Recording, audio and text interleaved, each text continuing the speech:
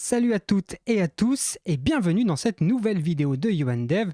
Cette semaine, on va voir ensemble comment utiliser Tailwind CSS et une espèce de surcouche qui s'appelle Tailwind Elements dans un projet Symfony 6. Et pour ça, vous allez le voir, on va devoir utiliser une technologie qui s'appelle Webpack encore. Et je sais que certains d'entre vous ont quelques difficultés à l'utiliser. Donc, on va voir les quelques petites commandes qui vont nous être bien utiles.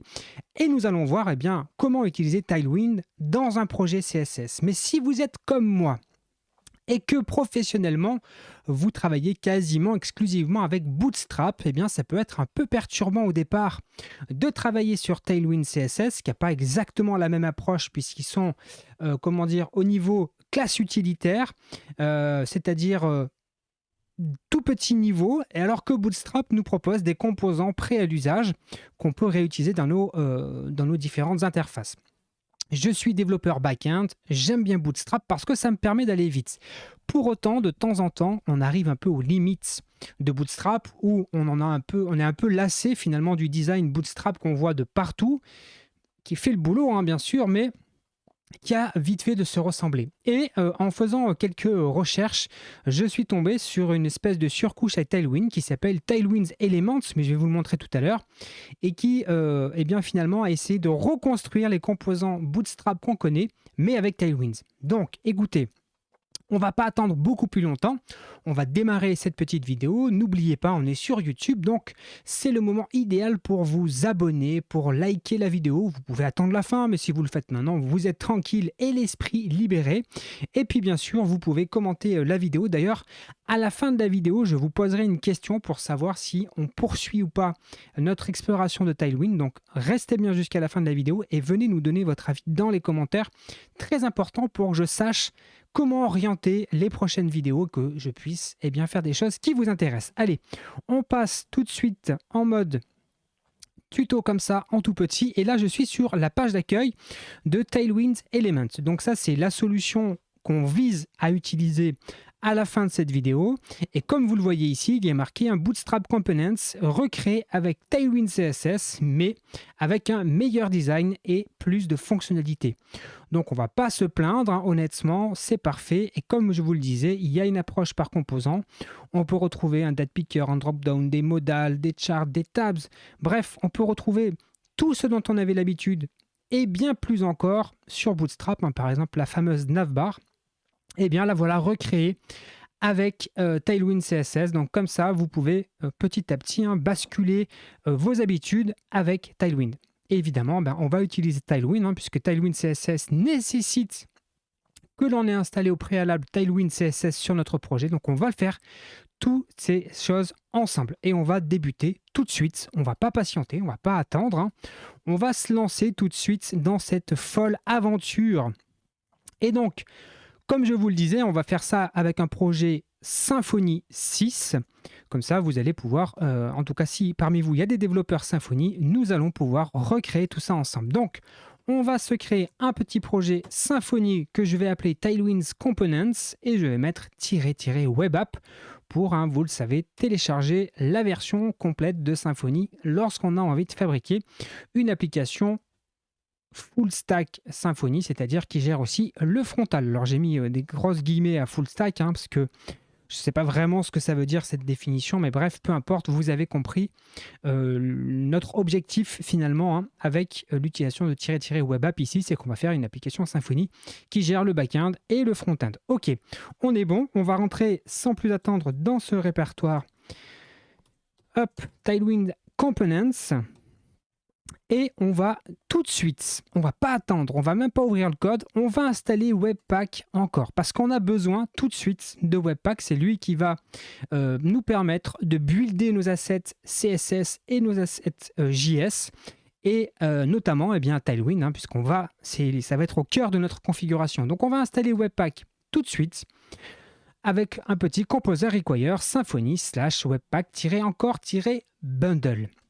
Vous allez voir qu'à l'issue de l'installation de ce bundle, il nous propose de faire une installation de JavaScript, enfin en tout cas de lancer la commande yarn install. Alors moi je ne vais pas faire avec yarn, je vais le faire avec npm install et on va lui mettre -force.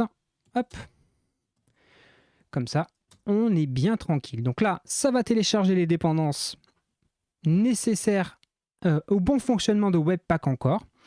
Et on va ensuite ouvrir notre projet dans un éditeur de code. On va faire quelques petites modifications dans la configuration standard de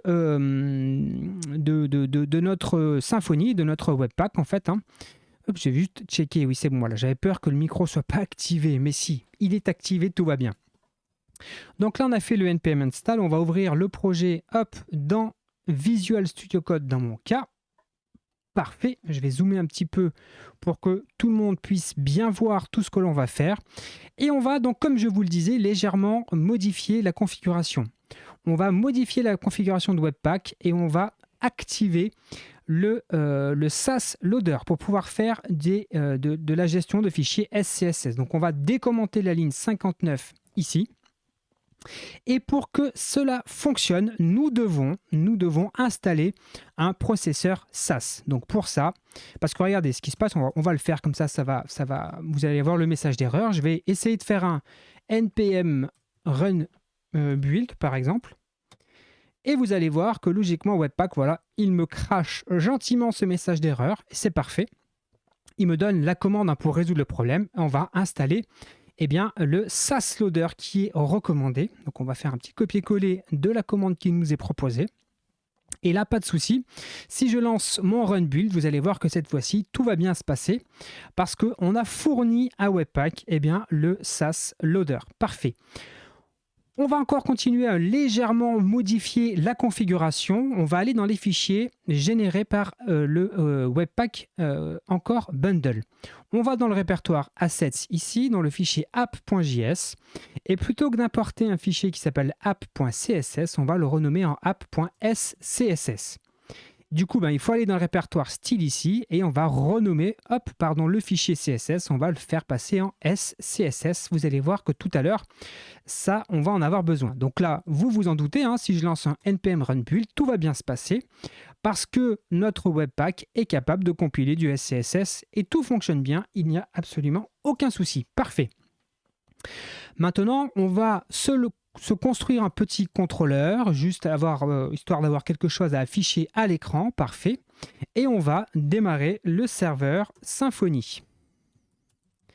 Symfony serve-d et on va ouvrir ça tranquillement dans un petit navigateur.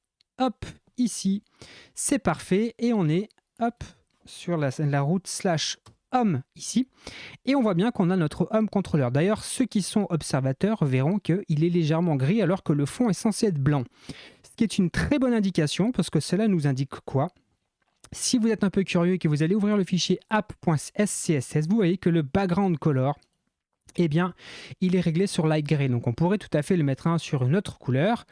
On peut lancer le build. Alors après, tout à l'heure, vous allez voir, on va se mettre en run watch, mais là, on va lancer le build et on va avoir une couleur de fond assez ignoble, mais c'est pour vous montrer que ça fonctionne bien, il n'y a pas de souci. On a bien notre Webpack qui fonctionne comme il faut.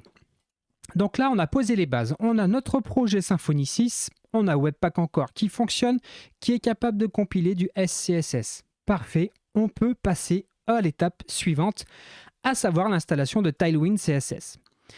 Tailwind CSS, il a besoin d'un certain nombre de prérequis, notamment un outil qui s'appelle PostCSS Loader et AutoPrefixer. C'est la documentation de Tailwind qui le recommande. Donc là, ce n'est ni plus ni moins qu'une application de ce qu'il y a dans la documentation de Tailwind. Donc on fait un npm install PostCSS Loader, AutoPrefixer et on met un --dev et on lance tout de suite le téléchargement de ces packages. Ensuite, il faut qu'on configure PostCSS. PostCSS nécessite qu'on lui fasse une petite passe de configuration. Alors, je vais fermer un petit peu tous les fichiers, histoire qu'on s'y retrouve un petit peu. Et à la racine du projet, je vais donc créer un fichier qui s'appelle postcss.config.js. Parfait. Et dans ce petit fichier, Ici, j'invente pas la configuration, hein. Vous retrouvez évidemment tout ce genre de documentation sur la doc de PostCSS et de Tailwind. Et simplement, je dis à PostCSS, écoute, je te passe un plugin et je te passe le plugin auto-préfixeur qu'on a installé juste avant. Mais encore faut-il activer PostCSS. Donc on va aller dans la configuration de Webpack, dans le fichier webpack.config.js. Et de la même manière qu'on avait activé le SAS Loader, il faut qu'on active ici. On va faire un Enable. Et logiquement, dans la liste, vous voyez qu'il y a un PostCSS Loader. Donc on va utiliser le PostCSS Loader. Là, c'est bon, on a installé les prérequis. Maintenant, nous pouvons installer Tailwind CSS. Allons-y, ne perdons pas de temps. On va faire un petit, tout simple, basique npm install Tailwind CSS. On installe la dépendance Tailwind CSS. Vous allez voir qu'on va aller modifier une nouvelle fois la config de postcss.config.js ici et on va lui rajouter un plugin. Et ce plugin, ce n'est ni plus ni moins que Tailwind CSS. Comme ça, on indique à PostCSS qu'il va falloir qu'il s'occupe d'aller traiter Tailwind CSS. Pour que Tailwind CSS fonctionne bien, il faut qu'on lui génère lui aussi un fichier de configuration. Pour générer ce fichier de configuration, il faut faire npx Tailwind CSS init. Ça va nous créer comme ça directement le modèle du fichier de configuration de Tailwind à la racine du projet. C'est un fichier qui s'appelle tailwind.config.js. Donc là, on va ouvrir ce fichier. Il est là à la racine de mon projet et là, tout va bien. Alors, ce qu'il faut bien comprendre avec le fonctionnement de Tailwind, c'est que Tailwind, il fournit donc un énorme fichier CSS avec toutes les classes utilitaires de Tailwind. Et vous vous en doutez, on ne va pas utiliser toujours dans nos projets toutes les classes CSS qui sont fournies par Tailwind. Et donc, ça serait dommage d'une certaine manière de charger systématiquement l'ensemble des classes possibles avec Tailwind CSS, alors que peut-être on n'en utilise qu'une dizaine, une quinzaine, peu importe. C'est pour ça que dans la configuration, on va indiquer à Tailwind CSS les fichiers qu'il va devoir scruter, détecter les classes CSS qu'on utilise et fabriquer un CSS qui ne contient que les classes qu'on utilise afin d'avoir un fichier CSS qui soit le plus léger possible. Et donc nous, on va tout simplement lui dire d'aller consulter le répertoire où sont stockés nos templates Twig. À savoir, dans le répertoire templates, n'importe quel répertoire, n'importe quel fichier qui aurait l'extension .html.twig. De cette façon, Tailwind va aller scanner ces fichiers-là. Dès qu'il voit une balise qui le concerne, il sait qu'il va devoir, in fine, nous générer un CSS qui contient au moins un minima ces classes CSS-là. Là, on est pas mal. Il nous faut quand même, à un moment donné, aller chercher le CSS de Tailwind. Et pour ça, on va aller dans Assets, dans le fichier style, dans le fichier app.scss, on l'avait basculé tout à l'heure en app.css, et on va virer tout ce qu'il y avait et on va importer les classes de Tailwind. Tailwind Base, Tailwind Component, Tailwind Utilities, tout simplement. Et là, on va pouvoir se lancer un petit build déjà pour voir si tout va bien. On va lancer un petit peu npm run build, on va voir si Webpack nous crie dessus ou pas, pas mal. Et on va se passer maintenant en mode watch. Comme ça, on va pouvoir faire un test tout de suite. On va, est-ce que j'ai une page de Tailwind ici? Parfait. On va aller dans Components. Alors, Tailwind propose quand même quelques petits composants. On va aller se prendre, je sais pas, moi, n'importe quoi. On va faire Browse Components. Voilà, on va prendre un petit Hero Section. On va se prendre le code de ce truc-là. On va se le copier-coller. Et c'est juste pour voir si Tailwind est bien installé sur notre projet. On va aller dans le fichier templates index.html, ici. Et on va tout simplement coller notre fichier, notre petit extrait de code qui provient de notre copier-coller sur le site de Tailwind. Et là, pas de souci, on a bien le design, la mise en place de Tailwind CSS. Parce que si on n'avait pas ça, si on n'avait pas Tailwind, on n'aurait pas cet affichage-là. Donc, on sait qu'on a déjà Tailwind qui est installé sur notre projet Symfony. Vous avez vu, il nous a fallu moins de 15 minutes Pour le mettre en place, c'est vraiment très très simple à implémenter. Donc il n'y a absolument rien d'insurmontable. Maintenant, passons à la suite. Nous allons vouloir faire quoi? Nous allons vouloir installer Tailwind Elements et vous allez voir que maintenant qu'on en est là, ça va être extrêmement simple. On va retourner dans notre petit terminal ici. Alors je vais sortir du mode Watch.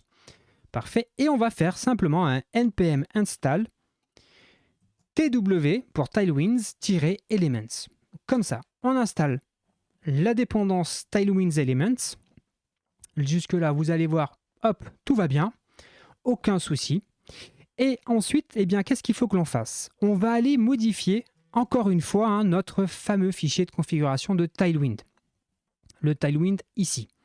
Parce que on va lui dire aussi d'aller scanner, hop, pour qu'il sache, quelles sont les classes qu'il doit fabriquer. Eh bien, on va lui dire, écoute, tu as les fichiers de Twig, mais tu as aussi les fichiers de Tailwind Elements. Les fichiers de Tailwind Elements qui utilisent des classes, elles sont stockées dans Node Module, puisqu'on a téléchargé une dépendance JavaScript, elle est dans Node Module. Dans le répertoire de Tailwind Elements, dans /dist.js, et puis ensuite, il va parcourir tous les répertoires et tous les fichiers JS, et dès qu'il va avoir une balise qui concerne Tailwind, il sait qu'il va devoir les builder directement dans notre fichier CSS final. Et enfin, Tailwind Elements nous indique aussi de rajouter un plugin à Tailwind qui s'appelle Tailwind Elements. Et donc tout simplement, on lui dit, va me chercher Tailwind Element dist plugin. Et là, il n'y a pas de souci, quand on le survole, vous voyez qu'il est capable de reconstruire l'URL qui va bien et il va directement chercher notre TW dist plugin. Donc là, on est vraiment pas mal. Et enfin, chose importante, il faut que l'on aille dans le fichier assets.app.js et on va importer les petits bouts de JavaScript qui nous sont fournis par Tailwind Elements. Donc on fait simplement un import de Tailwind Elements ici. Et je fais un CTRL S. Maintenant, on va se faire un petit run build, déjà juste comme ça. J'aime bien moi faire un build et puis après me mettre en mode watch. C'est une habitude que j'ai. Peut-être que ça ne sert à rien, mais voilà. Donc là, il n'y a pas de souci. On voit bien qu'il a réussi à nous fabriquer tout simplement notre asset et on peut passer maintenant en mode watch et on va tester un petit peu tout simplement les choses de Tailwind Elements. Vous allez voir, on va pas y passer 107 ans. Donc ça, c'est notre page à nous. Hop, et la démo, elle est là. Tailwinds tout simplement, et on va se prendre par exemple une petite navbar dark ici. On va copier le code. Alors là, je vous le dis, je vais faire vraiment du très très sale. On va tout mettre sur le même fichier, ça va être assez immonde, mais c'est juste pour s'amuser un petit peu avec les possibilités. Donc on va faire tout simplement ici, hop, un copier-coller et on va voir si on a une navbar ici dark. Pas de problème, vous avez vu, ça a été automatiquement buildé en arrière-plan. Et d'ailleurs, ce qui peut être intéressant, c'est qu'on peut venir checker la taille du fichier CSS. Vous allez voir que, vous voyez ici, il faisait 106 kg et là, on a rajouté du contenu, il fait 110 kg. Donc ça veut dire quoi? Ça veut dire que ici, si je supprime tout le contenu, que je ne mets absolument aucune classe Tailwind dans mon fichier, automatiquement, vous allez voir que voilà, il a buildé. Alors, est-ce qu'il enlève? Peut-être pas. Peut-être qu'il y a une espèce de cache.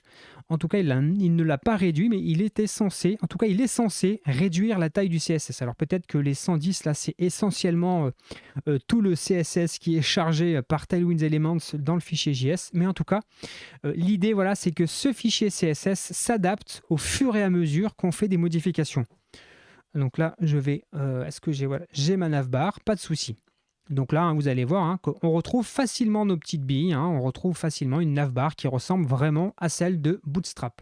Je vais tout mettre dans le même instance de Chrome. Qu'est-ce qu'on peut se faire? Ce qui est bien avec Tailwind Elements, c'est que vous retrouvez tous les éléments que vous avez l'habitude d'utiliser avec Bootstrap. Par exemple, je ne sais pas, si vous voulez le fameux Jumbotron de Bootstrap, pas de souci, vous avez ici directement la petite portion de code, vous pouvez la copier-coller et venir la mettre dans votre projet. Hop, on va la mettre en dessous de la nav. Hop, on copie-colle. Et là, si on rafraîchit notre page, eh bien, il n'y a pas de souci, on a bien le Jumbotron. Alors là, évidemment, il n'y a pas de marge, il n'y a rien. Il faudrait peut-être se rajouter. Est-ce que j'ai ça quelque part? On pourrait se mettre des viewports déjà, ça pourrait être pas mal. Hop, on va mettre ça dans le base.html. Ici, hop, on se rajoute la petite balise comme ça. Voilà, et puis on pourrait se mettre un petit container. Est-ce qu'on a la documentation des containers ici? Non. Alors regardez, on va chercher ça. Container Tailwind, parce qu'on peut faire aussi du Tailwind de base, on n'est pas obligé de faire du Tailwind Elements. Donc on va juste chercher hop, un petit contrôleur, un petit container comme ça, dans lequel hop, nous allons mettre tout notre, par exemple, tout notre Jumbotron. Il commence où? Il commence là. Donc je vous le dis, hein, là je code vraiment à l'arrache. C'est juste pour tester. Hein. Voilà, on va juste peut-être mettre un coup de tabulation ici. Et donc là, si je rafraîchis, hein, hop, combien de taille il prend celui-ci? Il prend toute la largeur, c'est ça, le container? Je connais pas trop Tailwind. Est-ce que si je fais ça, il me met une marge? Non. Eh ben, on va mettre un petit... C'est ça, c'est un padding, celui-ci. Hop, hop, hop. Alors peut-être qu'il faut qu'on mette un padding. Comment on fait le padding? Ah oui, comme ça, là, j'ai P... C'était quoi la syntaxe? PX... Ouais, P4, quoi, par exemple.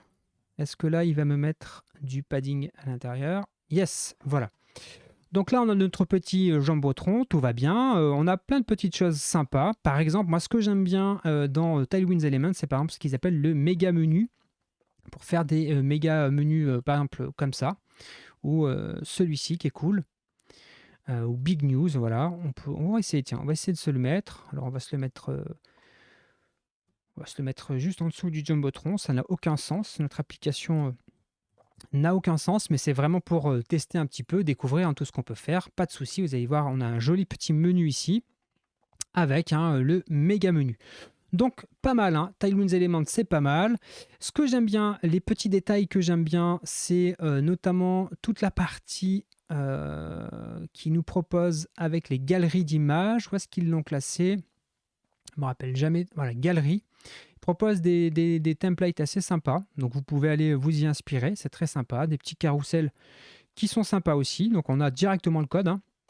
Vous n'avez plus qu'à les copier-coller et à les modifier et les adapter dans votre code, donc ça c'est quand même assez pratique pour construire voilà, des interfaces assez rapidement. Vous voyez là il n'y a pas de souci, ça prend en full page, tac, magnifique, en plus il y a des belles images. Et voilà, on a pas mal de trucs cool. Ce qu'il propose, si on prend sur les boutons, il y a des choses assez sympas sur les boutons, notamment ce qu'ils appellent le ripple. Alors c'est simplement en fait, hein, ici ils fournissent ces deux petites choses-là, donc c'est des petits bouts de JavaScript qui nous sont fournis par ce Tailwind Elements. Et vous voyez les petits effets quand on clique sur le bouton, là, avec l'espèce de petit effet de vague qui détecte l'endroit où on clique et qui adapte l'effet. Donc ça, c'est assez sympa. On peut le faire avec plein de couleurs. Là, il n'y a pas l'effet en question, mais on peut le rajouter. Donc ça, moi, je trouve ça sympa. Voilà, vous avez plein d'exemples sur les boutons. Et alors, là, ce qui est cool, c'est que vous pouvez aussi aller récupérer des designs de blocs complets qui sont mis à votre disposition par Tailwind Elements. Alors Tailwind Elements, hein, c'est quelque chose qui est gratuit. Et donc si vous avez besoin d'aller très vite et que vous n'avez pas forcément des talents de designer, etc., c'est qui est mon cas. Hein, je suis pas vraiment du tout, c'est pas mon métier absolument, et je n'ai aucune compétence particulière en design. Et donc j'aime bien, moi, des fois avoir des blocs comme ça qui sont directement utilisables. Après, on peut évidemment les modifier. Mais par exemple, si on prend un header comme ça, eh bien, on voit qu'il y a plein de headers, plein de styles de headers à disposition. Alors, on va se prendre celui-ci. Hop, donc là, pour le coup, on sort on sort du site en question, il nous envoie ailleurs. On a le HTML, le CSS, bon, et du JS. Donc, typiquement, si on veut utiliser ça, on va rajouter ça. CSS only for demo. Ok, donc le CSS, on n'en a peut-être pas besoin. On va juste se prendre cette portion de code-là, on va se le mettre dans notre projet. Ça serait cool que ça soit juste en dessous de notre navbar. Elle s'arrête où notre navbar? Elle s'arrête ici. Hop, et qu'on va consulter notre petit site ici. Parfait, on a bien notre héros ici qui fonctionne nickel. Et donc voilà, vous avez vu qu'on peut aller très très vite. C'est l'avantage de Tailwinds Elements, c'est qu'on profite de tous les bénéfices de Tailwinds avec toutes les petites habitudes que l'on peut avoir quand on connaît bien Bootstrap. On peut facilement comme ça récupérer. On va se mettre un petit footer en bas de page. On va se mettre... qu'est-ce qu'on va se mettre Voilà, juste ça. Peut-être que ça va suffire. On n'a pas besoin de faire tout un bazar. Hop, on va tout en bas, tout en bas, tout en bas, tout en bas. Hop, ici. Et on va se mettre un petit footer en bas de notre petit site ici. Parfait, voilà, on a notre petit site qui n'a aucun sens, mais au moins, on vient de construire, et vous l'avez vu, ça va très très vite. Donc, comme je vous le disais, on bénéficie à la fois des possibilités de Tailwind CSS, donc ça c'est cool, ça veut dire qu'on n'est pas limité par le cadre imposé par Bootstrap, parce que Tailwind CSS nous permet un plus haut niveau de customisation, et en même temps, on bénéficie avec Tailwinds Elements d'un cadre quand même qui nous propose des composants déjà designés, ce qui permet d'aller plus vite, en tout cas quand on n'a pas spécialement de développeurs front sur un projet, qu'on n'a pas de gens spécialisés dans l'UI, dans l'UX, ça permet de faire des choses sympathiques.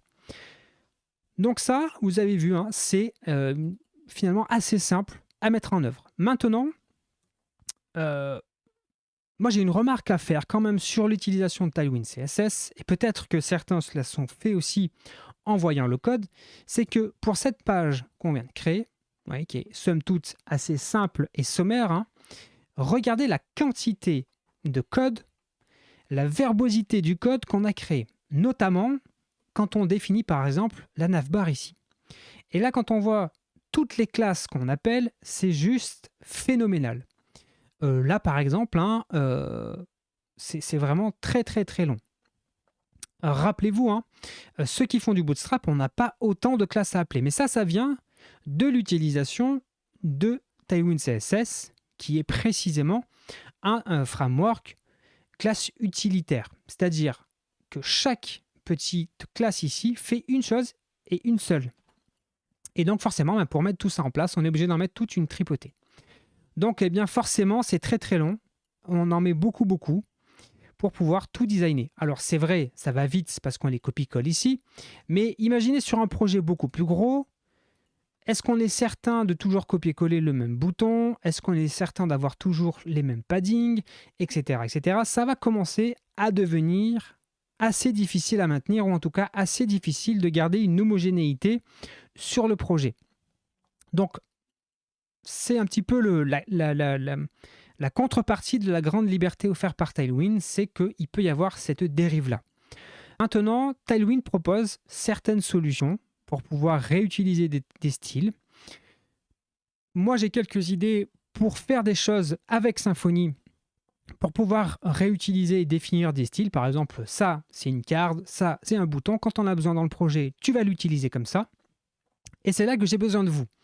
Est-ce que vous avez envie que je fasse une vidéo un petit peu suite à celle-ci, et dans laquelle on viendrait construire ensemble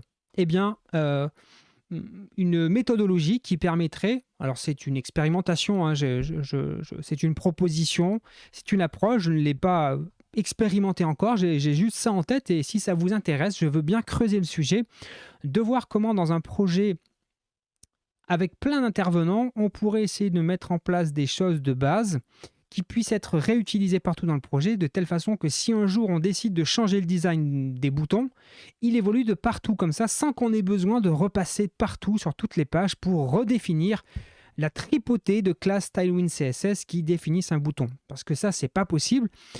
Si on a, je sais pas moi, 300 boutons dans une application, imaginez s'il faut passer sur les 300 fichiers Twig pour aller modifier les 300 boutons, c'est juste un enfer sur Terre, et vous êtes certain que très rapidement, votre application va devenir un espèce de patchwork avec plein de styles de boutons différents, avec des petites marges différentes, avec une taille légèrement différente, des couleurs légèrement différentes.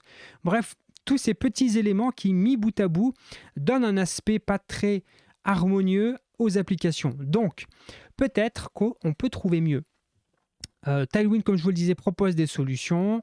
Avec Symfony, il y a probablement des petites choses qu'on peut mettre en place qui peuvent nous simplifier la vie. Donc, c'est là que j'ai besoin que vous veniez me dire en commentaire si ça vous intéresse, qu'on poursuive l'expérimentation avec l'utilisation de Tailwind dans un projet Symfony et quand on veut, entre guillemets, le faire passer à l'échelle et pouvoir réutiliser des styles, des thèmes, des éléments, des composants, c'est le terme, hein, les components justement, comment réutiliser tout ça pour garder une espèce d'homogénéité. Donc si ça vous intéresse, dites-le en commentaire, comme ça, eh bien, s'il y a suffisamment de monde motivé, peut-être que je prendrai du temps pour travailler sur ce sujet-là. Alors ça ne sera pas tout de suite, parce qu'il va falloir que j'expérimente la chose, que je voie si c'est pertinent, éventuellement que j'expérimente ça peut-être sur des projets de la vraie vie, ou en tout cas que je propose ça. J'ai une équipe dans laquelle je travaille où je pense qu'il y a une ouverture pour proposer ce genre d'approche. Ça pourrait être intéressant que j'échange avant de vous faire une vidéo avec des gens sur lesquels je collabore sur des projets. Je pense que ça peut être intéressant d'avoir aussi le retour d'autres professionnels. Et puis voilà, donc n'hésitez pas à venir vous le dire. Voilà, écoutez, petite vidéo d'une trentaine de minutes. Qu'est-ce qu'on a fait en 30 minutes? On a fait pas mal de choses. On a installé Symfony 6, on a installé Webpack encore, on a configuré Webpack pour pouvoir gérer du SCSS, on a installé Tailwind CSS et toutes ses dépendances, on a configuré Tailwind, on lui a indiqué où se trouvaient les fichiers Twig qu'il doit scruter, et puis enfin, on a installé Tailwind Elements qui nous permet comme ça d'avoir des éléments et des blocs déjà un petit peu designés pour aller très très vite sur la fabrication d'interfaces. Il ne nous a pas fallu beaucoup de temps, c'est pas insurmontable, je pense que c'est à la portée de toutes et tous. Peut-être que je suis allé vite sur certains sujets, mais ça vous ouvre l'horizon des possibles. Après, à vous, comme d'habitude, hein, d'aller creuser les sujets qui vous intéressent, d'aller voir un petit peu ce qui s'y cache dessous. Parce que là, vous voyez, hein, la vidéo dure une demi-heure, mais en vérité, il m'a fallu plus de temps pour la préparer, pour expérimenter les choses, pour me tromper. Et là, ce que vous voyez, évidemment, c'est la solution qui fonctionne. Mais souvent, hein, je reçois des messages de gens qui disent bah, « Moi, ça ne marche pas comme dans tes vidéos, ça foire en permanence ». Je vous rassure, moi aussi, et c'est pareil pour tout le monde, et c'est tout à fait normal. Mais là, évidemment, dans les vidéos, je vous montre ce qu'il fonctionne. Des fois, j'aime bien ne pas préparer trop à l'avance et me planter devant vous, rechercher, parce que la recherche de solutions fait partie aussi de quelque chose que je trouve intéressant. Mais là, sur cette vidéo, je voulais que ça soit quand même quelque chose d'assez cadré, d'assez clair et limpide, parce que je voulais que vous voyez à quel point, finalement, c'est pas compliqué. Et que voilà, vous avez une solution comme ça qui va être qui va évoluer avec le projet, que vous allez pouvoir mettre à jour. C'est pas du bricolage, c'est quelque chose qui va fonctionner très bien, en tout cas en termes de fonctionnement avec Webpack et compagnie. Vous avez quand même quelque chose de relativement solide. Écoutez, je n'ai plus qu'à vous demander de liker cette vidéo avec force et envie et amour, ou pas. En fait, faites exactement comme vous voulez. Si vous n'êtes pas abonné à cette chaîne et que vous avez aimé cette vidéo, peut-être que c'est le bon moment pour vous abonner. En tout cas, sachez que c'est grâce à vos abonnements, grâce à vos likes, grâce à vos commentaires que la chaîne peut être découverte par de nouvelles personnes. N'hésitez pas aussi à partager la vidéo si vous pensez qu'elle peut intéresser quelqu'un dans des équipes. N'hésitez pas à faire tourner si vous pensez que c'est pertinent.